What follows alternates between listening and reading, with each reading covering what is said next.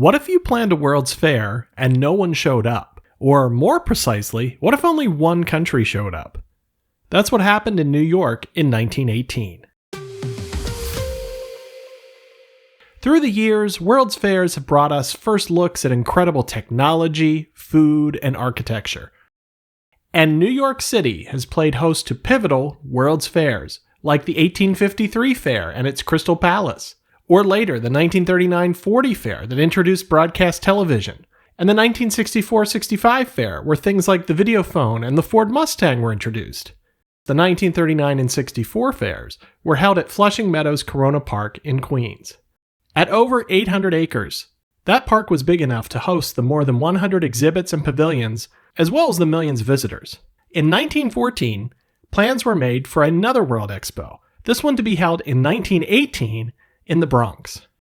1914 was also the start of World War I. The fair organizers were confident that with the fair a full 4 years away, planning could go forward without issue. When a ceremonial groundbreaking was held in 1916, the war was still raging, and it would continue through November of 1918. So as you can probably imagine, this greatly affected the number of countries committed to being part of the fair. But that was far from the only problem with the Bronx Exposition. In contrast to the sprawling acres of Flushing Meadows Corona Park, the Bronx Exposition was to be held on a mere 28-acre plot that was formerly part of the William Waldorf Astor estate.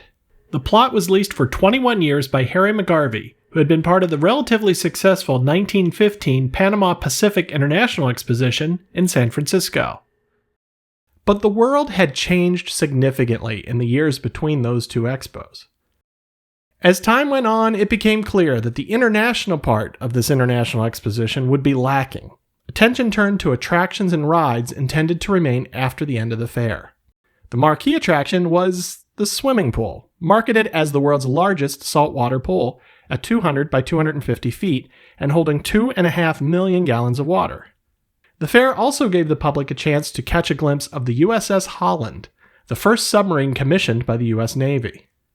By the time the fair had ended, only one country, Brazil, had exhibited at the fair, and a fraction of the rumored 80 to 100 buildings were ever built on the grounds.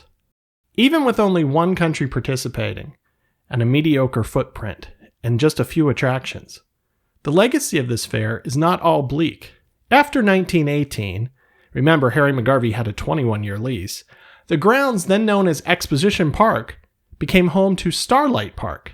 The place to be. It had an enormous saltwater pool, a double-track roller coaster, a dance hall. Unfortunately, like so many amusement parks in the 20th century, Starlight Park was largely destroyed by a fire in 1932. A few of the rides survived Starlight Park's 1932 fire and continued operating into the 1940s. However, eventually the park was sliced up, with part becoming a city bus depot.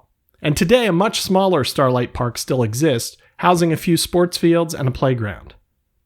While it's a nice green space for the neighborhood, it belies its magical Starlight name. The 1918 Bronx Exposition shows us that even a World's Fair with one country participating can create a legacy in a place that continues in some form well over 100 years later.